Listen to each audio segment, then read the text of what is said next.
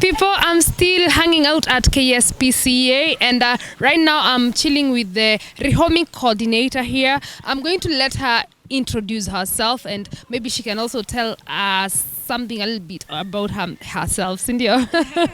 And also the dogs. We're here for the dogs, but before the dogs, there are people who take care of the dogs, right? So welcome, say hi to my people, and reintroduce yourself. Hi, my name is Sonia. I am the Rehoming Coordinator for Kspca in Nairobi. I'm basically in charge of trying to get all these wonderful pets, the cats and the dogs, a good home to be exact. And I go around talking to people, encouraging them to understand what adoption is, or for those that even want to foster because they want to learn how to live with an animal. So we try to educate them on different ways of being part of Kspca. So my job is to enlighten people and also have as many people come to Kspca to adopt all the types of dogs and animals that we have, because we have a lot of them. Mm-hmm. Before I go to the dogs and the rounds, tell us something like how did you find yourself here working with animals? And I know you've said you are a mother of many pets. How did you find yourself being a mother of many pets and now here working with these animals? That's a story over drinks, but the short and long story of it is I've been with animals for over 35, 40 years, and I've always been taking care of animals one way or another. And when I grew up and was able to have my own place, I started volunteering at Kspca in Mombasa way back in the early 2000s. And then when I moved to Nairobi, I decided to volunteer here in 2016. And that's because I cannot picture my life without animals.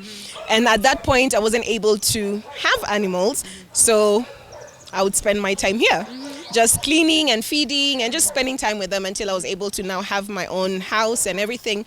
And I started taking in rescues, or rather I used to rescue, and specifically just special needs. So the mentally traumatized dogs, the handicapped cats, and whatever else I could find that nobody wants. So that's why I've ended up with 3 dogs, and I think I stopped counting 17 cats. So that's the reason why they call me the crazy cat lady. But no, I'm not crazy. It's just who I am. Yeah. Now let's go to the dogs. Tell me about this family here. This is a family that I don't even know how to say it, but I'm just glad they ended up here because this little girl here gave birth in a bush, and we got a call. So our field investigators went to investigate and found that she had given birth to 9 puppies, and she was really tired, and she still had to figure out where to get food from for them. And we decided to bring her here. Her ribs could be seen from so far away. She was really tired, and God only knows if she was outside there by herself, she would have probably decided to leave them or just even just died. But she's doing okay. She has added a bit of weight, but the kids keep on sucking all the life out of her. But we feed them almost 3 times a day, and she has perked up and she's looking absolutely amazing. Now she can bark. She didn't even have energy. The kids have grown up. All of them survived, thank God. And they'll be up for adoption in about 3 to 4 weeks. So please do come by and see them. Now, one of the things that is required when you adopt a dog, it's the neutering. Yes. Can you touch a little bit on that? Okay, sure. So the adoption process is not as simple as people assume. First of all, you would come to the office. We give you a screening form, get to know you a little bit better, ask you very personal questions, because all these animals here have been through a lot of trauma, whether they're puppies or adults or seniors. And the policy we have at Kspca is basically all animals have to be neutered to reduce the overpopulation that goes around. And also a lot of people we know that are into dog breeding, and they feel that they can come here and just get a dog and then breed it or something. So we always make sure that they leave here either already sterilized, or if they're puppies, we make sure we follow up and When it's time, about when they're 6 months and above, we call them back in and have them sterilized. Then they can go. And that is usually covered in the adoption fee, which is, at the moment is 8,000 shillings. It covers for all the vaccinations for the year. Subsequent ones are for the owner. And then also the sterilization for the dog. Okay. Yes. But when people come to adopt, do somebody ever come with a specific requirement, like, I'm looking for this particular... It's a funny situation. So some people come here. We have different categories of people that come here. Someone can come here and say, I want a big dog, a security dog. And we're like, maybe you should try a security agency, because we don't do that. But we always try to educate them and let them know that whether it's a small or big dog, all it needs is love, is attention, constant care, and just for the dog to know that it's in a safe place. And that dog will give its life protecting you. From experience, I know that. So we try to make people understand that. But we have very, very stubborn people that come and say, no, you don't have GSD. You don't have Rottweiler. We're like, wrong place, wrong time, somewhere else, maybe not here. But we do have, occasionally, we do have some GSDs, we do have some Rottweilers, we have all types of dogs that come through here, but we're very specific. So that we're very specific when it comes to adopting them out, because we have to have people that understand the breed you're taking home. So the process is not like 5 minutes, you come pick a dog like you're in Gikomba and then you just go. It's a very, very lengthy process, and that's what we try to make people understand about that. Okay. One of the things that might, or maybe somebody who wants to adopt might ask, some of these dogs are mature dogs, like the rehabilitation process. Now, you've taken maybe some of these dogs were stray dogs, you've taken them, they've come here, and then I'm coming here, I'm taking them home. How is the rehabilitation process? What's the feedback from people who have adopted, just to maybe make somebody comfortable with the whole issue of adoption? Can I use myself as an example? So I adopted a dog that is about 5 years old. He was surrendered here because he was unruly.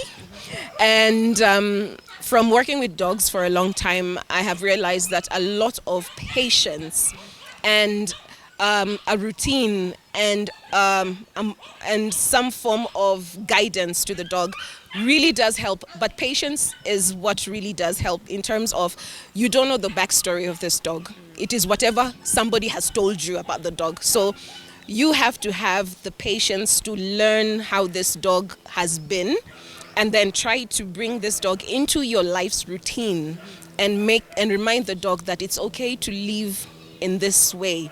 Be a dog, be free, but teach the dog the basic rules. You don't have to take the dog for any form of dog training, but if you want, that's fine. But if you want to do it yourself, like I just really sat down and tried to understand that dog.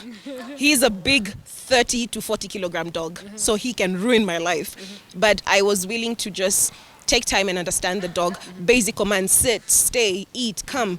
And now, from experience, I can tell you that I can walk with Ghost anywhere. He's called Ghost. And I also tell the same thing, because I like using myself as an example. So I tell people the same thing.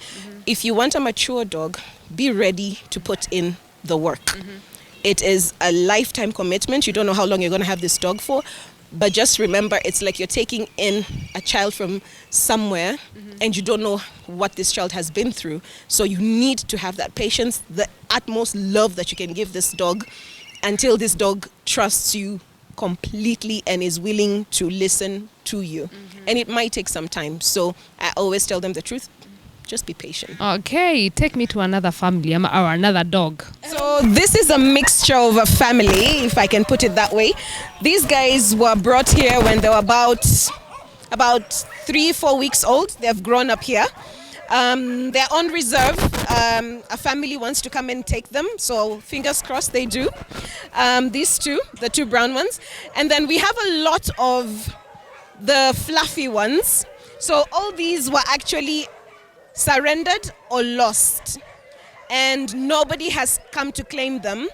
We post them on our pages that we have a lost dog.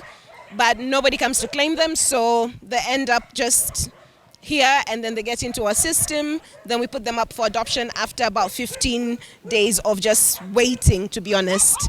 So we have these guys that came in about like 2 weeks ago.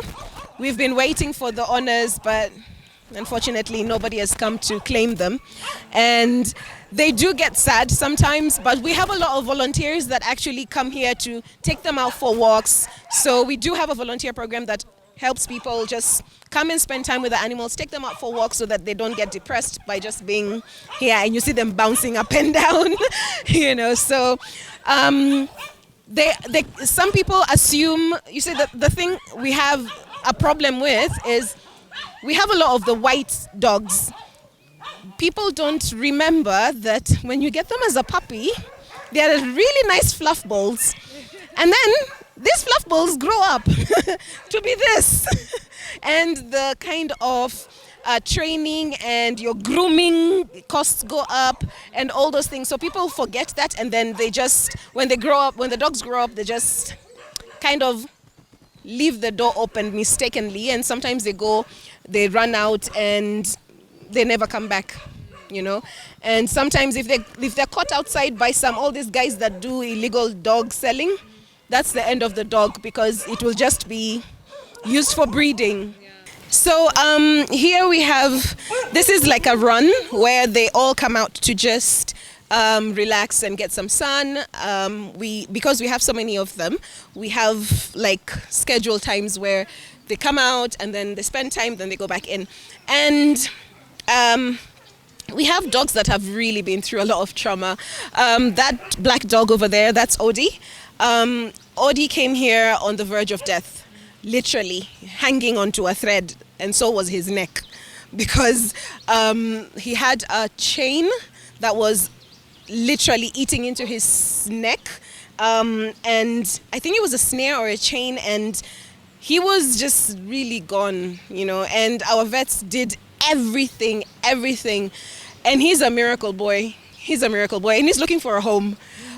He's a beautiful, calm boy, and we're just happy to see him alive and well. Right at the end, we also have that black dog right at the end. She's called, well, I named her Missy D. She's actually very friendly, but she came here also having given up. You know, she was just really skinny. She was sickly. She was diarrheaing and all that. And obviously our vets always try the best they can with the limited resources that we have. And I'm happy to say that she has gained so much weight, and she's also up for adoption as the rest of all the dogs. And some of them might have 3 legs, some of them might have 1 eye, but it's just because of the life they've had outside, you know, being abused. I've seen some of them being really thwacked on the head and beaten, and some of them come here with 1 eye out, and we have to, like, you know, do surgery. Like the white one over there, she came here when her eye was literally like almost dangling out. Lord knows what happened to her, but now she has 1 eye. She's a pirate, but she's doing absolutely amazing. And we always encourage people, don't look at the 1 eye or the 3 legs. Look at the dog and what you can give the dog and what the dog can give you. It doesn't take out the fact that it just has 3 legs. Does it mean it's less of a dog, or it has 1 eye, or it can't hear? Just a couple of months ago, someone adopted a deaf dog. And I just got pictures today that they went to a park and that dog is doing amazing. And it made me very, very emotional, because that's what we're looking for. People to know that just because the dog is deaf, the dog is blind, or the dog has 3 legs, doesn't really change the fact that it's a dog, and it's still gonna show you love. Yeah. Honestly, yeah. As we go to to see the other dogs, what does one need to do to become a volunteer here? So the volunteer program it's not a hard one. You just have to have love for the animals and willing to be dirty, because the dogs are going to jump on you. And also you have to be at least above 15 years old, but we also have people that are about 15, but they always have to come with supervision. So they can volunteer here during the holidays. Some people, when they're on leave, they just come and take the dogs for a walk, or some of them just sit inside and just give the dogs companionship. There are so many different things, because we will ask, do you like dogs, or what can you do? And then we attach them to the kennel assistants, and that's how they do their volunteer program all through the time that they're going to be here. Yeah. Over here we have a mixture of mid-aged puppies between about 5-6 months old to almost a year. We have this little girl here who is ready for a home. Very playful. She's called Carly. Very playful and always ready to just bite and obviously play bite. And we have, come here, Baba. Come here. Hello, sweetheart. And he's also up for adoption. He has a little bit of an eye. I think he had an accident. We, again, wouldn't know the backstory. Our job is just to make sure that they're safe until they're adopted. Yeah. And they're all very playful. All these are not old. You know, we always tell people that we always have different categories: very young puppies, middle-aged puppies, and very, very old puppies. I'm sure you've noticed that we have a lot of the local breed, the Kenya Shepherds, aka the Basenji breed, and a lot of people really just shoo them aside and say, I want a GSD, you know, because they say if I want this one, I can just go outside and get it. Yes, that's true. But do you understand that these are one of the most wonderful dogs to have? I had mine for 15 and a half years, and she protected me until she died. And they have a lifespan of about 15, 16 years, depending on their health. Yeah. And also, they are one of the few dogs, or if not the only dog breeds, that clean themselves. So they hardly smell, as opposed to the other ones. Really? They hardly smell, because they do, like just the way the cats do it, they lick themselves clean. And they're very bougie, if you can put it, and they yodel. Yodeling means it's like you're talking to a teenage child and then you've told them to do something and they're like, yeah, they do that a lot. So, but they're very sturdy. They hardly get diseases. Yes, they do get sick. Every dog and every animal does, but they have very few diseases, yeah, as opposed to like having a German Shepherd or a Rottweiler. They come with their issues. These guys are a mixture of so many different breeds, so they carry, like, they're just those strong dogs that are very independent. That's why you see them with the Maasais. Have you seen a Rottweiler with a Maasai? Exactly. They go for distances. They love to hike. They're sporty. They can be sporty dogs, and also they can be couch potato dogs. You know, it depends with your life. They are medium-sized dogs, so they don't grow so big. But because a lot of people mix them with, hey mama, a lot of people mix them with other different breeds, so you can find a local dog, but big, yeah. But normally they're just medium-sized, so they're good for apartments. But they can be a little bit bored, so you have to always take them out for exercise. Something I would ask, like we've said they are good for apartments. What about trainability?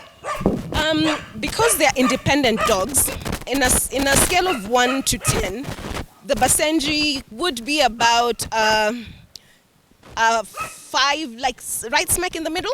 They require a monotonous training kind of thing, because they're independent dogs. They just, if you leave them, they will just be like a tree. They will just grow and you'll just have trouble on your hand, just like if you don't train your other dogs. So here we have 2 senior guys. If you see them alone like this, it's either 1, they are just brought in fresh, and we're trying to ascertain the personality, if they're sick, before we mix them up, and also their sociability. And 2, probably we've tried that and it hasn't worked, and because they're old, we obviously don't want to stress them even more, so we keep them on their own with either their partner or one that is compatible, because not all dogs and cats, not all dogs are compatible with each other, so we always try to find a pack that will stay together, that will be compatible. And sometimes you will have a lot of fights here and there for dominance, but yeah. And we do have quite a lot of dogs that stay here for a long time, and they eventually just become resident dogs. And we always try not to have that, but you can't force people. And sometimes people do come for adoption and we turn them down. After we screen them, we're like, maybe not. Come again, try again. Adoption denied. And it's not because we don't want, but we don't want to really subject these animals to more torture or more torment than whatever they've been through already. Yeah, and it's not because the person is bad, it's just sometimes you need to really understand the commitment, the care, and how your finances are going to go when you have a dog. So even if someone comes here and they're feeling they're ready to adopt, we always tell them, after all the education we've given them, we tell them, you know what, we're not a boutique.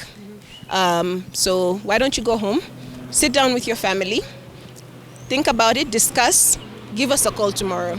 And if you're not sure, you're free to come here every day until you find one dog that you bond with. Yes, because that's what we're looking for, the bond. Yes. Again, we have the cute, double color, tricolor, double color, and obviously you always have the black and tan. It looks like this is somebody must have tried to mix this dog with a GSD. So there is some GSD there, but again, if you look at the paws, you can tell that this dog is actually going to be big, probably the GSD part of the dog. And also this one is going to be more averagely bigger dog than others. If you want to differentiate, you can see how these paws are actually a bit bigger as opposed to Mr. Boy's paws over there. So sometimes it's easier to tell and just tell a client that yes, this dog is going to be a bit bigger, or this dog is going to be, I'm sorry, but medium size, and most people sometimes don't really have a problem with that, but some do. Also, getting puppies comes with its own list of jobs that many people tend to forget. So we always have to ask, especially when we're adopting out puppies, we're very strict about the person and also the availability of the person, the training aspect, what are you going to be doing, and we follow up. We do that. We follow up, send us pictures, can we come and visit, things like that. And if we hear or we find out that this dog is being mistreated, we do not hesitate to take the dog back.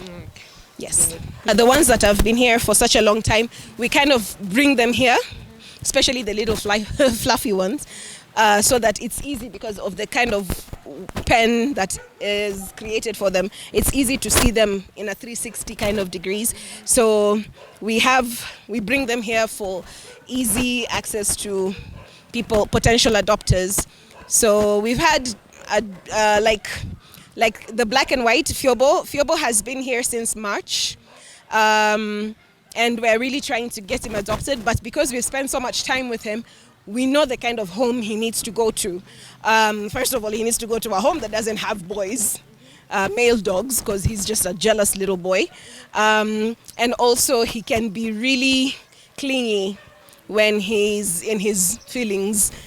So we always look for we have specific questions that we ask if someone identifies and says they want Fiobo. Or even Darcy, Darcy's the brown one right at the end. Darcy is an old girl. She's close to she's old, maybe 7, 8. And someone decided that they wanted to mix Darcy with a Dutch Hound. So it's a local plus Dutch Hound. I'm trying to understand why, but she is exactly what you see is what you get with Darcy day in, day out. So she would be good for an apartment or a home that has a little tiny garden, because she's already a senior. She doesn't require that much. She already has set her mind on, I am just going to be like this. So we find potential adopters according to also the personality of the dog, and we find adopters based on the personality of the dog and also the lifestyle of the person. If you're a person that likes to climb Ngong hills, you want to take Darcy, surely. I'll be like, just wait a bit. Let me give you one that will do that.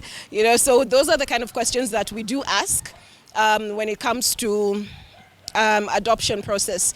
That's why we always say the adoption process is not like going to buy a dress or a trouser. We will ask you questions, sometimes personal, because we really need these dogs to go to a good home. So this dog was brought here with a very swollen face. You can see it's getting better. We never really understood what happened because it's like he got beat by something, and he was really aggressive, really aggressive. But we figured it's also because of the pain. So he was kept away for a long time just by himself, and wow, immediately he started getting better. You can see that volunteers now are able to even handle him, to take him for a walk. So soon he's going to be available for adoption, but we have to make sure that he's totally healed and he's ready for a home. So we do all this walking and socializing so that the dog, if gets adopted and maybe goes to a home that has other dogs, it will be able to cope. And there is also a process for that during the adoption process. There is, if you have a dog at home or a cat and you want to adopt another dog, then our advice is always bring your animal here. We have a space where you can walk around with the dog and with your dog and the one that you want to adopt. And then let's see if they will bond. Hi, Wangu. This is our resident three-legged dog who almost lost her life because God only knows how. She got injured all over here, and it was septic. And then she was almost losing her life. And then the vets did, their miracle. And now hair has grown. You can see it's growing back. She hops a lot, but she's a happy little girl. We gave her a second chance in life, and that's what we always try to do. This is one of our biggest run. It can take almost maybe 25, 30 dogs. And again, they do have their scheduled time out where they are allowed to come out and play out in the sun. Then they go back in, and obviously dinner is served and lunch in their cages. We have no puppies on this end, except for one puppy that was born here. Not really born here, it was born in the car when it was being brought here. And now she's a beautiful little puppy with her mom up in the run. But most of all the dogs here are adults, if not even seniors. We have quite a number of seniors and also animal dogs that have been here long. So we try as much as possible to let people know that up here are dogs that you will need to have patience, time, love, everything in between if you need to rehabilitate these dogs. Our kennel assistants are amazing. They spend as much time. They're usually the ones that can tell you individually, this dog is like this dog is like that, because they spend time. Also the volunteers that take the dogs out for a walk and spend time with them so that they can help the dogs become more adoptable. So we have amazing dogs that are up for adoption. From Mr. Watson to Chafu. We have the very plumpy ones that have been eating all the food here. But all of these dogs would fit in one home or another, depending on people's lifestyles. And you can see, I love this dog, Chafu, the one in the middle. Yeah, that's the boy. He looks aggressive. He's a local dog. Don't ask me what he was mixed with because I have no idea. But he is totally amazing. He's good with people, good with other dogs as well. But he's the dog that you'd want robbers to face first. He as well, believe it or not, that's also a local dog mixed with something. And right next, we have a senior dog, GSD, that was lost and nobody has come to claim him. He finished his time with the owners and, well, he's here now, unfortunately. So obviously he will need a lot of, again, patience and care because he's a senior boy. And we just finished treating him for tick fever because he came with tick fever. Lord knows where he got that from as well. But our vets always try to make sure that all the animals that come in always go through.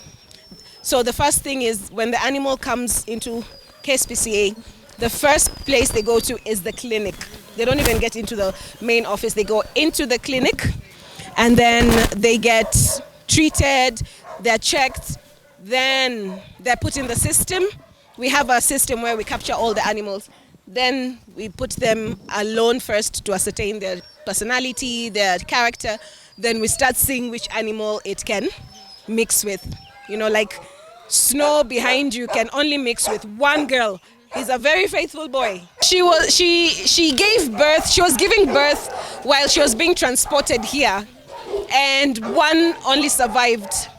And that's the one. It came here 0 hours old, literally. Gave birth in the van. But she's so cute, like she's super friendly. Obviously, we're hoping she gets a home soon, her and her baby. The baby is inside, so you can't quite see her, but she's forever grateful, forever grateful. She also was very skinny, extremely skinny.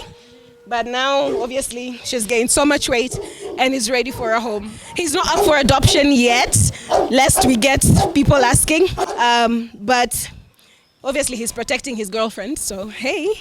But he's really loving and he's very friendly with people. So he's always taken out for a walk and he has that beautiful photographic face. Someone went to mix this guy with something because he's a cross of something and something, we can't figure it out.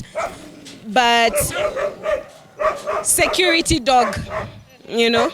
He can definitely be a security dog, as a lot of people usually say, I want a security dog. But he's sweet, he's very friendly. Forget what you're seeing right now, he's super friendly. So this is the pen that carries all the fluffies, and there were a lot, but thank God they've been adopted out. This little guy came over the weekend. We're trying to figure out why his fur is like this, but we have volunteers that are groomers, and they'll give him a shower, give him a nice haircut, and if he's good to go, we get the go-ahead from the vets. Atakuwa up for adoption as well. Hello, sweetheart. Are you okay? My wonderful people, my day at Kspca is coming to an end, and I've made a lot of beautiful friends, awesome friends. Today I've spent a lot of time with the Motinas. We're calling them the Kenyan Shepherds or the Basenjis, whatever name you want to use on them. And like now I'm looking at that one there. It's very pretty. So in case you're thinking about acquiring a dog, whether it's for a companion, a pet, or for security, here there are many dogs to adopt. So maybe sit down and think whether adoption is a way that you would want to go. So if you think like adopting is something that you'd consider, then you can always reach the Kspca organization all through social media. They are on Instagram, they are on Facebook, or you can come and pay them a visit. So they've said, as I will repeat, this is their main headquarters, and then there's Naivasha and also Mombasa. So be free, come and visit, come spend a day with these dogs and see whether you can bond with one that you can take home. Me, I've held myself back.